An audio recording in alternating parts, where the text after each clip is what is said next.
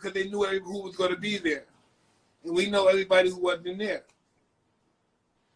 Yeah, man, that was that was sad, man, for just life, man. And then as I got older and I realized the Tupac story and how he came from the Black Panthers and his mother and his stepfather, and then I realized his music, why he has such a powerful message in his music. You know, Tupac, this is the deal with Tupac, and this is just the real. Tupac was just a force. He was just an uncontrolled force, and that was the problem, you know? He was powerful, and no one can control him. Yeah, he wouldn't let nobody control him. He wouldn't let nobody control him. Rest in peace, Pot. Mike, let me ask you something. I'm in there. We stuck in the house in quarantine, and we watched some shit called Tigers. What's it called, Ma? The Tigers, King of the Tigers. The Tiger King. The Tiger King, right? The Tiger King. Yeah, but you know, I don't want to spoil it for everybody. I was riding with the nigga to the end. I ain't gonna spoil the shit for everybody. Watch it, it's interesting. But to me, that's just the way those people are. Those people are just backstabbing people. They're just not trustworthy people. They're not trustworthy at all. It's just like disgusting. They have no loyalty, no shit. Absolutely. Well, Mike, what was it about you? Right? Because to me, all them Tiger people was a little off or special. What was it about you that you had? How many Tigers you had in your house? I had 3 of them in my house. White Tigers. Like, I used to see you in the pictures with them. And, like, what was it like? Was they babies? Did you raise them since they was babies? Absolutely. I had their mother and their father. Oh, you had the mother and father, and then they made the babies? Yes. Yes. You wasn't scared of these Tigers, Mike? Hey, listen, this is how it happened, Joe. I was in prison, right? And I was talking to one of my friends who I bought exotic cars from, and he was saying that one of my friends that he knew owed him some money. And he said, if he doesn't pay me any money, I'm going to take some of these cars and trade them in for some animals. I said, what kind of animals? He said, horses and stuff. And he said, Mike, they have some nice tigers and lions, too. If you got one of those, that would be so cool in your Ferrari. And I said, yeah, that would be true. I said, why don't you order me a couple when I get out? So I'll be getting out in a couple of months. I was in prison. And so when I got out, I came home, I had 2 cubs. Yo, that's fucking crazy, Mike. Like, you had tigers in your house, and then they was fully grown by the time you had. So, Mike, there's a rumor that one of them jumped over the shit and bit the neighbor's arm off or some shit. No, Joe, that's not what happened. Tell me what happened, Mike. Somebody jumped over my fence where the tiger was and jumped in the inhabitant and started playing with the tiger, and the tiger didn't know the lady, so it was a bad accident. Oh, so she jumped over the gate. Yeah, she jumped in the property where the tiger was at. Let me ask you a question. They sued you for that shit? Well, they tried to until they found out that she jumped over the fence and that she trespassed with the tiger. And listen, when I saw what the tiger did to her hand, I had a lot of money back then, so I gave her $250,000, whatever it was, because she was just fucked up, Joe. Yeah, that motherfucker took her arm off, huh? Oh, Joe, you can't believe what they can do to a person's flesh. I had no idea. No, I know, because out in Dubai, my little man Rashid Ben Hassan, his house is a zoo. So, like, when they eat dinner, you look this way, it's tigers. You look this way, it's lions. It's insane. They own a zoo, and so many animals there, him and his father and them. And they put me in with a tiger, and the motherfucker, he's so big, but he's so quick. And listen, incredibly quick for something that's 500 pounds, 600 pounds. You are not getting away from a tiger if he wants your ass. There is no way around it. And they kill you in like 3 seconds, so you're not gonna live long. You know, I seen the tiger get fed. I seen a motherfucker throw like a piece of steak up to like a tree. It was like the 4th floor of a building, and the motherfucker jumped up there, hit the tree, and grabbed the steak. When I saw that, it erased every hope of me ever running away in the fucking jungle from a tiger. No, you don't stand no chance, man. They kill you with one swing. Bow, you're dead. Your neck is broken. So it's pretty much like Russian roulette fucking with these tigers, huh? Hey, listen, know what I've learned? I was foolish that There's no way you're gonna domesticate these cats 100%. There's no way that's gonna happen. Yo, that shit is crazy, Mike, because they kill you by accident. They don't even mean to kill you. They do it by accident. They're too strong. Yeah, I'm sure they killed motherfuckers and was looking at their owner like, yo, what happened? Why he ain't getting up? They just don't realize they're like a fucking truck. No, especially when you're playing rough with them. You're punching them back and they're getting hyped back and they hit you back and you're dead. Yo, Mike, you was boxing with the motherfuckers, huh? Like you was. Oh, I loved them. I used to sleep with them. They were my. I'm just happy I educated myself. It was late, but I've educated myself that I was doing the wrong shit. I shouldn't have had them in my house. I shouldn't have had them domesticated. At least believing that they were domesticated. I was wrong. No way in the world. Yo, Mike, let me tell you something, man. I'm going to tell you this just a funny story. This ain't disrespect. But I remember one time you invited me to your house. And so I'm like, I'm going to Iron Mike's house. You remember that, Joe? Yo, do you remember? So you opened the door, Mike. You was ass naked opening the door, my nigga. And I was like, yo, Mike, what the fuck, B? Like, but that's you was because like, I knew you had Remy Moore with you.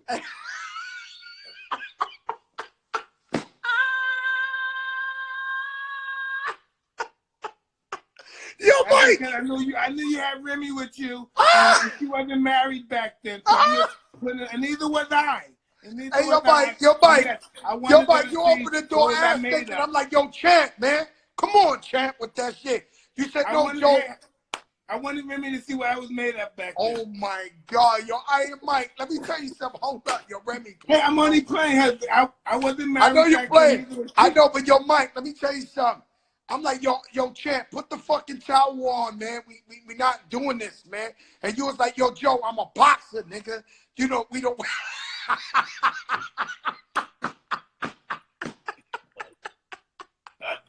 Oh, man. Yo, and let me tell you, you wasn't married, but I'm gonna tell you some shit. You gave me a tour of the house. Every fucking room had a chick in the jacuzzi, in another thing. Yo, I could not believe this shit, Mike. Like, every room we went to, I was like, oh my God, this is. Hey, yo, Mike, every fucking room. I'm like, Jesus Christ. I was young at one time, Joe. At one time, I was young, Joe. I was young. Oh, yo, Iron Mike, yo, I could not believe the shit. And I remember you said, could I go there or leave this story alone? Hey, I'm a little nervous now. All right, fuck it then. Fuck it, I ain't going there. They heard enough. Hey, yo, Mike, they heard enough. Fuck it, man. Fuck it, man. I love you, Joe. Hey, yo, Mike. Hey, yo, Mike, you crazy. Let me tell you something.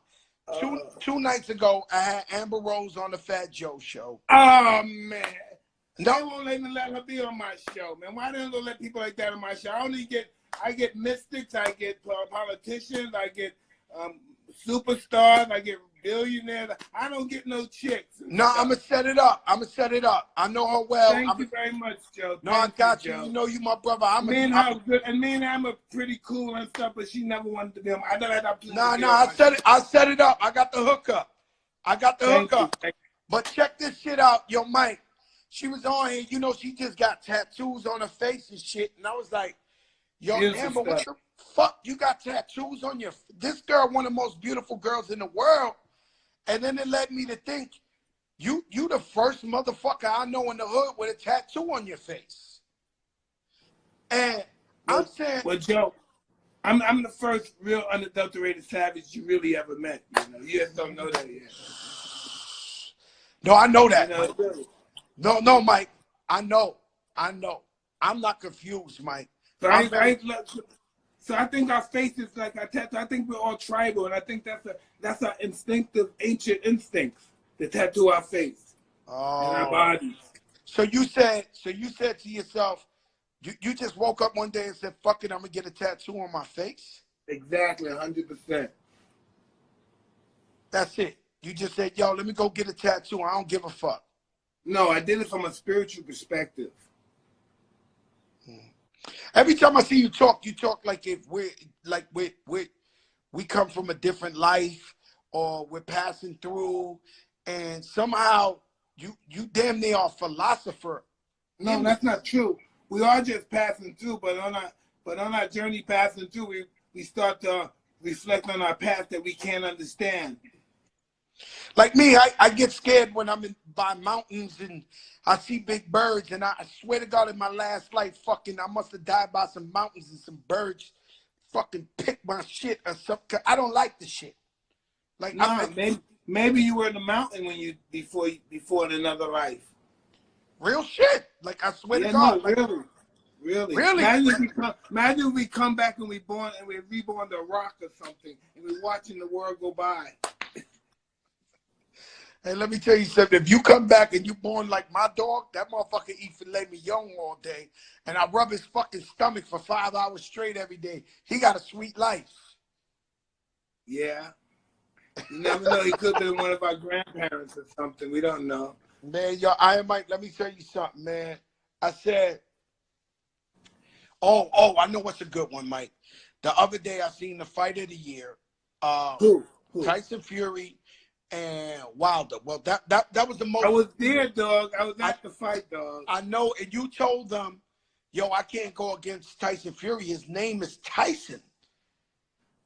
Yeah, father named him after me.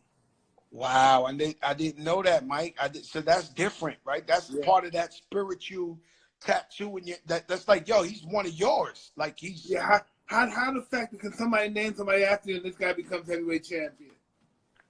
He just wanted to name him to be a tough guy. Let me tell you something. That motherfucker is elusive as fuck, and he hit hard as fuck, Tyson. He's different, man. He's really 6'7", 6'10", but he's really elusive. He's a boxer. And, man, I just wish him the best of luck. Deontay Wilder could still make a lot of money, though. He shouldn't feel sad or discouraged. He should continue to go out there and fight with a lot of zest and confidence.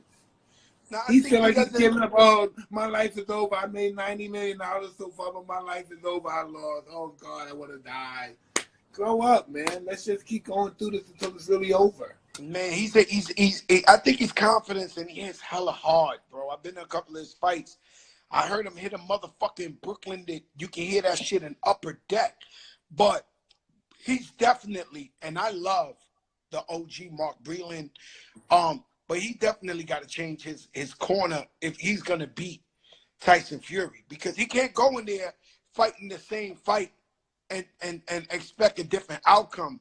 Well, listen, he didn't fight the same fight he fought the first fight, you know?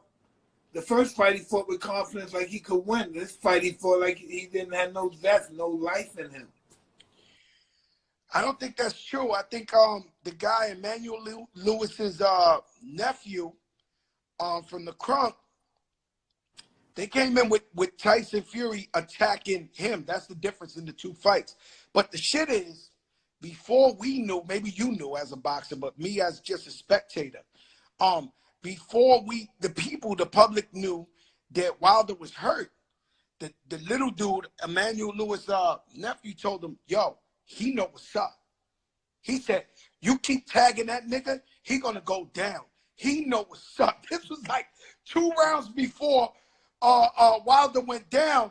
Homeboy was like, yo, he knew, yo, Fury's tagging this dude so hard, he gonna go down. Like, he knew it. I just don't think he was the same fight after the first fight. The first fight, he couldn't rise to that occasion again. So then you think he ain't got a chance with Fury? No, it's always a chance.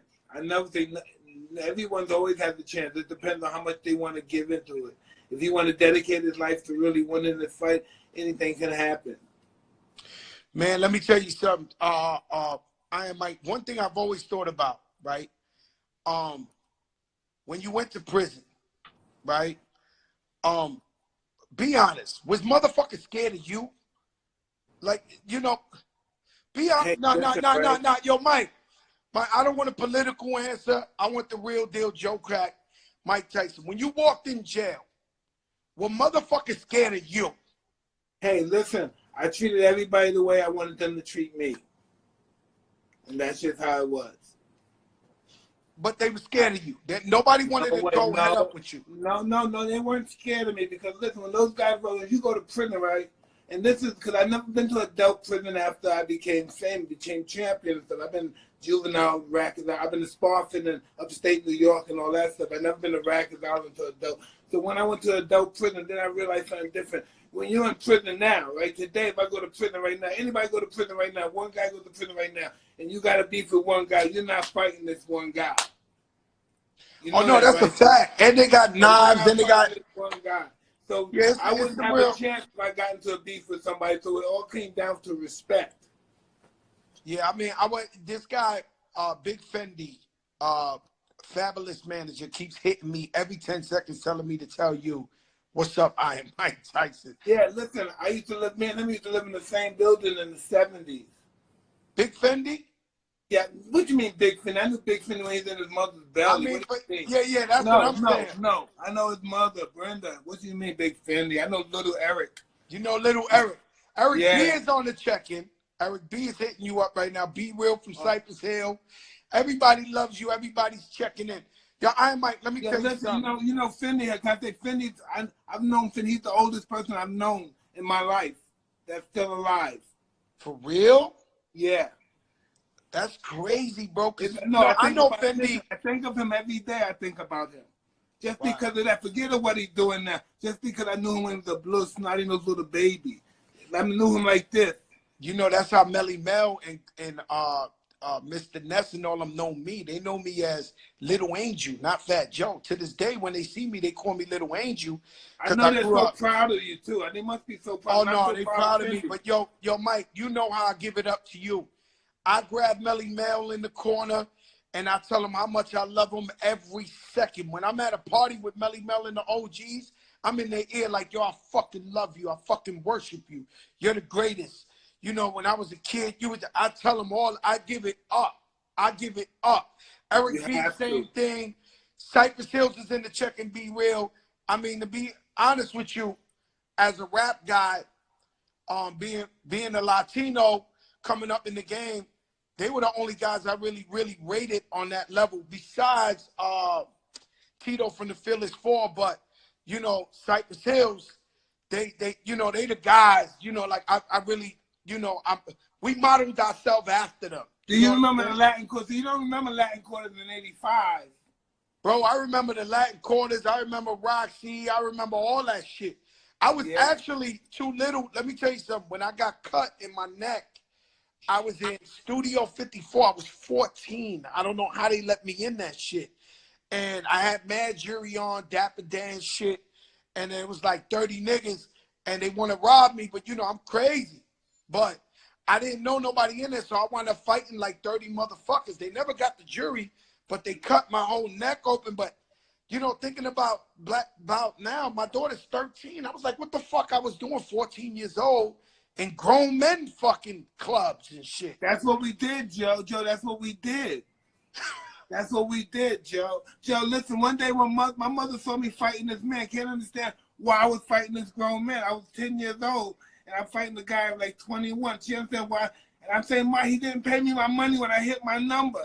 She didn't understand what the fuck I was talking about. Yeah, you gave him $1 and you wanted your $800 for the bolita. Nigga, like, yo, you need your money. I hit a number. He said, I'm not paying you. And I was fighting him over that. Can you know, my whole life, Mike, was built off courage. And while you telling me this, we're going to go into some shit. I remember, I left my mother's house when I was 14 and I was hustling in the street. And I had a girl live next to me. Her name was Little Maria. She was like my sister. She was going out with this dude. He was a killer. I'll tell him. His name was Monkey Face. I'll just leave it at that. And he was way older than me. And, you know, them niggas had cars, all type of shit. They was killing everything. They was from Southern Boulevard. And one day, he heard I was hustling, and the nigga said, yo, give me a pack. I'll move it for you. It was like $500. So I gave it to him. He comes back like a couple of days later, and I'm like, yo, Monkey, what's up? And he was like, he come out the building. I'm like, yo, Monkey, what's up? I was like, yo, Monkey, you got my money? He said, your money? Nigga, you dead on that fucking money. You crazy, nigga? And I'm like, I'm a kid. I'm a baby, Mike. I'm 14. He was like, yo, you dead on that shit, nigga. You ain't getting that money back. So then he's walking away down the block. He's getting smaller and smaller, Mike. And I'm just telling myself, man, you pussy, man. You's a punk, nigga. Like, so the motherfucker like a block away. I'm like, yo, Monkey. He turns around. What the fuck you want, nigga? I run all the way down the block. Man, I punched that nigga in his face so hard, Mike. I fucked that nigga up, 14 years old. I was stomping the nigga out. Like, I mean, I think life is all about courage, man. Shout out Mo Landry on the check. Life is about courage, and like you said, there's no failures. God is always preparing us. You know, I used to get beat up every day in junior high school by 20 niggas every day. I know that feeling, Joe. I know that feeling. And it was, I mean, every day. I don't have a picture from Thanksgiving or Christmas without a black eye or a big lip. And I would come outside every day. They would laugh, oh, Joey's going to get beat up again, 3 o'clock. But I would come out and I punch the toughest motherfucker in his face, then get pound the fuck out. You know, but it prepared me to be Joey Crack. You know what I'm saying? You know what I found out about life, Joe? And I found out this about people. When they see you fight back, they help. If you don't fight back, they won't help you. That is a fact. That is a fact. That's the rule of life since day one in the hood. I'm not defending nobody that won't defend themselves. Exactly, 100%. And I hope nobody lets me down because I'm like, damn, bro, like you got to defend yourself. You know, some guys, they cowards and they won't defend themselves. And in fact, even I knew a guy named, I'm going to tell you his name too. I haven't seen him in years. His name was Danny Loco. Now, Danny Loco was like a fake Scarface nigga from my hood. He get money and he was well respected, but he had no hands, Mike. He could not fight for nothing. But I tell you, Mike Tyson, he would swing on you in front of the building. Like, this nigga knew he was losing. Like, there's a 1,000,000% he's losing to everybody. He got no hands. But if you front on him, he'll swing on you. Like, no matter what. And then you knew, yo, Danny Loco got fucked up again. But you be like, yo, that nigga hook off on anybody. He's not a coward. He's not pussy. You know what I'm saying? I know a guy like that, too. I know a guy, he'll fight anybody, but he'll never win. He'll never win. He'll never win, but he'll punch a nigga in the face and get pounded out. Tough, too. Yeah, I know those guys. And you respect him. You're like, damn, nigga, Danny about to catch an L again. I'll tell you a crazy story, right? One time I was here. You're going back to the real ghetto movies. Your Hey, Mike, I'm trying to give him the real. When I talk to Mike, you can't help him because your friend's beating him up. Yeah, there's nothing you can do. I know. Yo, Mike, I'll tell you this one time, man. Mike, I'm chilling. I'm in Miami. We got big money. We out here stunting one of these weekends. Everybody was out here. I'm Fat Joe already, big TS chain. I got the drop top, the Bentley Azure. We got a couple of them. And I'm drinking, and I don't drink like that. I don't drink like that, but that night I was twisted. So I have an argument with my dudes, and I say, yo, I'm out. And I jump in the whip, and I drive by myself, maybe 3, 4 in the morning, right? And I pull up at a light. And when I pull up at a light, I hear this dude, he's waiting across the street, and the nigga said, man, I should take that nigga's chain. About you? About me. Yo, Mike. So I turn around, and I could be like all these other rap niggas and ignore it and just drive off. But I get up and like, nigga, who the fuck you talking to, nigga? Like, what? He's like, yo, I'm talking to you. I pull a whip over, right? So I wrap up the TS chain, the big shit. I got from Jacob the Jeweler, this big shit. Shout out Pristine. Pristine's my jewelers now, but back in the day. So the nigga big. So I'm tipsy. So he walk up to me, and I hit him as hard as I can, Mike, as hard as I can. And the motherfucker laugh at me. And I wake up, and I say, holy shit, Joe, wake up. Fuck this drunk shit. You about to get fucked up, and then nigga gonna take your chain. And so I get it in with the nigga. We getting it in. But luckily for me, the crew ain't let me down, and the cavalry came. And let's just call him Purple Face. That was his name. That was the joke of all a lifetime, was we call this nigga Purple Face. But yo, let me tell you something, Mike. Motherfuckers will challenge you out there. They will challenge you out there, and you know you gotta have your A game. And I just don't give up that kind of energy no more. I don't think. You know, when I was young, I used to get that energy. I just don't give it up off no more. Well, we can't. You know what I'm saying? We the OGs. We gotta live our life happy. Niggas Yeah. know when we was giving it up like that, we was giving it up. So, and we'll still fuck you up on a given night, but we chilling. We leave that for the young boys that they you know, this is their time. Uh, this is their time to go. Who's your favorite boxer right now, Mike? Oh man, I like Lomachenko, the Ukrainian guy. You know him? I like him. I like Javante Davis, that little guy Tank. Those guys have to fight. Those two guys got to fight. Oh no, they gotta fight each other, man. I don't like Oh, nobody. they're beautiful Stone fighters. They're both Sunshine. beautiful. They got to fight. They were Yeah, they both gotta born to fight. fight each other. They You got. know? I mean, that's the way it is. Like we knew the Lakers was gonna play the Clippers before Yeah. the virus came out. We knew that's what it is. That's what God wanted, and they're gonna have to fight each other. You know? Exactly. That's what God wanted those two to fight. No, it's gonna go down. Like you know, I've seen interviews where they ask you about Mayweather. You know, I love the chant. Floyd Mayweather, rest in peace, Roger Mayweather. Yes. You you more into like knockout artists, huh? No, not at all. I'm a boxer guy. Ain't that weird? I like the sophisticated fighter boxer. So you like the motherfucker that's elusive, moving. You don't like the knockout. No, what I like whatchamacallit, Pernell Whitaker, that kind of stuff. Oh my God! So you like the Sweet Pea? Rest in peace. Lomachenko. Yeah, I like boxers that are like dancers, but right in front of you, not runners. You know, it's right in front of you dancing. They right in front of you dancing, tagging you back. Yeah. I was And like, they're very calm and relaxed. them motherfuckers can they can go in any weather. They They can drive you go in crazy. any weather. They drive you crazy, yeah. Yeah, I'm like, and I knew Sweet Pea, rest in peace, was gonna give Chavez a tough time. Now Wow. Yeah, me too. Chavez was the greatest Mexican fighter still to this day. Chavez is the greatest one. Listen, listen. Chavez is, listen, a lot of people don't want to give him, because this is just the way that the world is. Even Mexican brothers, they don't want to give him the credit. He's one of the greatest fighters ever in the history. Forget a Mexican fighter. That's just making him lower than what he is. He's one of the greatest fighters. Listen, this guy won like 90 fights undefeated. You know, so I respect Floyd as the master fighter. Floyd got, what, 50? This guy got 90 fights before he lost. 90. Listen, you got to, suppose he quit at that. Then he got the record. Now, you know, listen, Floyd's the great. Floyd don't have no record in that division of the little men. That's the division in the little men. The little men with divisions like that.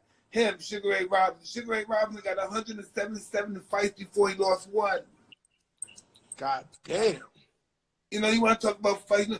Sometimes when I hear people talk about I'm the greatest fighter, and then when I see great fighters from the past, I realize I'm not the greatest fighter. You know, my favorite. There's fighters out there that are humble the greatest, trust me. You are definitely my top two. Me, I loved Muhammad Ali growing up because of what he stood for. Oh, he was incredible. And he was just so beautiful, and he represented the people, and you know, so I was always a Muhammad Ali. You, of course, out of my era, there's nobody like Mike Tyson. I am Mike Tyson, who unfortunately, the stuff that might have gave you hard times or fucked you up in life was the shit we loved you for. I love to go to 125th and see I am Mike Tyson with a fucking wide body Benz out there with his jury on, but he shouldn't have been there. Eric B keeps saying Willie Pep. Oh, what a fighter. Oh, man, listen, these guys humble us when we start mentioning names like that. Yeah, when you see shit like that, and I mean, you know, these guys, you know, these guys are like legends of the game that we gotta really salute these dudes, man, who put in that work. And not afraid to fight anybody. You know, I always respected he was different from us. He wasn't like us, but I always respected Lennox Lewis, his jab. You know what I'm saying? Listen, he was a great fight. Listen, I remember in 84, I knew 80. Me and Lennox used to spar with each other like from 82 to like 84 when we were kids. He won the World Junior Championship. I won the American version. He won the Canadian version. Then he went to Dominican Republic. I didn't go to the Dominican Republic. So he said that wasn't a great fight. So they said, who's the greatest? He said, a guy from America named Tyson. So he came to America to spar me. Wow. I mean, so y'all had history growing up since you were 15. He was 15, 16, yeah. And I don't like to ask you the same shit every interview I ask you, but Cuss the Motto, man. Tell me about Cuss. Hey, it's hard to even articulate. He's a guy. Listen, I met this guy. I didn't know anything about fighting anything. I thought this guy might have been some weird dude. I had no idea. I never knew really a white guy in my life, only from institutions, from being locked up or the court system. And then this guy took me places I never dreamed I can go. Yeah, my brother Eve Rivera, man, who video director, now he's shooting power. He told me to ask you about Boy George. You remember Boy George on the streets? Yeah, I remember all those guys. I remember him. And man, who was the other guy he was with? He used to be with Ice. What was the Asian guy though? Peter Shue. He was with Peter Shue and all those guys. Peter Shue had all the parties uptown in Harlem and all that. You know, there's no doubt Boy George is a serious person. I don't get from his friends or his enemies. He was respected. There's no doubt about that. Yeah, Boy George was you know, I'll tell you a funny story. My story with Boy George. So I'm tearing up the Bronx, 14, 15. My age group, my weight class, I'm killing. I'm Saddam Hussein out there in the Bronx. Every part of the Bronx know my work. Like, I'm going crazy out there. Joey Crack, Terror Squad. And, you know, that's when I started hustling. And one time I'm on Brook Avenue, and a guy owed me like $100, so I'm chasing him around the car, beating him up. And then, like, 3 days later, so a car pulls up, a truck pulls up, and they see me beating up the guy. The guy pulls out. I don't really see his face. Then I'm in Cortland Ave, another side of the Bronx, and another dude fucked up like $100 or whatever, and I'm pounding him out, right?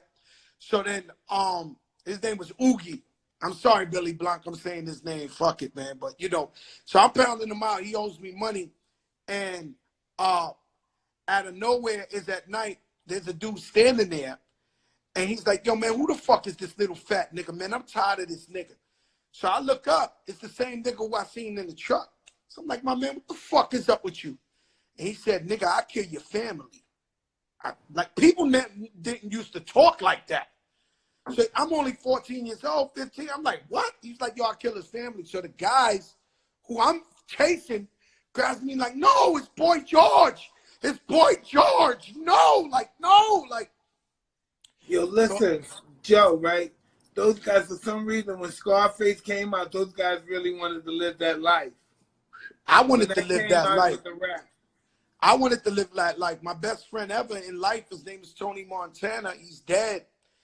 And you know, I would have finished that story, but I remember one time his name was Tony Montana, right? So my best friend ever, we used to call him Tony Montana. And I remember one time we got arrested by the cops, 42nd Precinct. And this man sat, they had us like in front of this desk, you know, handcuffed. And this man kicked his feet on top of the detective's desk and told the nigga, I am Tony Montana. You will be working in Alaska in the morning when this, in real life. I said, oh my fucking God. Like, you know, I'm sitting on the side. Oh, we gonna get our ass whipped in this motherfucker. And I'm telling this nigga like, yo, is you fucking crazy? Like, yo, you are not Tony Montana from the movie, nigga. This is real life. We gonna get fucked up in this motherfucker by these cops, man. Oh, man. Yo, Iron Mike, I'm gonna let you go, man. I can keep you here forever, my brother. One question I want to ask is the most, shout out Lauren Ridinger on the check-in, the most expensive shit you ever bought in your life. I remember, I think you had a fight in the UK or some shit, and you bought some shit out of this world. Like, I mean, what is the craziest shit you ever bought in your life? A gift or something to yourself?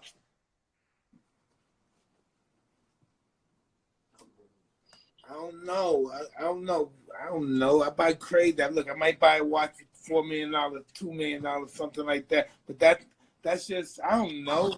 But I never bought a really gift that, like a great house. I bought a house probably for $3 million or $4 million. But I never bought really like a great house. I just bought ridiculous stuff. I got this one question for you. I got this one question for you. I never understood why you chose to co-sign cannabis in a battle with LL Cool J.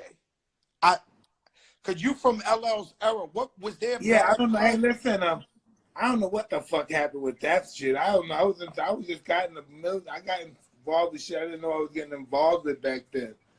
Oh, so it wasn't like you had a personal problem with LL. You was just fuck no. He wanted my best friend, but when I did that, oh man, he wanted to kill me. Yo, of course, man. You don't. Oh, he almost wanted to kill me. He almost wanted to shoot me. I said, "That's serious?" Yeah, it was. This not. I realized this stuff was serious then. Man, let me tell you something. I was so you were just doing it. Fuck it. I'm gonna hype this shit up. Around, yeah. I'm just fucking around getting in the video. I didn't know this guy was gonna kill me after this video. Yo, Mike, man, let me tell you something. You can't do no wrong in my eyes. And let me tell you something. I went and I was so hurt when you chose cannabis side because you know LL, that's my idol. You know what I'm saying? So I'm sitting there, and I remember LL. You know, yeah, LL, like I remember Heavy D came and said, "Mike, what the fuck are you doing, man?" I said, "What?" He's like, "You fucking taking it aside." I said, "What? Fuck, I didn't know what the fuck I did." Yo, Heavy D, man, that's another. Yo, Heavy D, man, he's one of my idols. He influenced me, Biggie, Pun, and I remember I became really good friends with him in real life. And this was somebody I used to really worship before I even rap. Like I used to try to dance and dress like Heavy D. Heavy was a fly guy.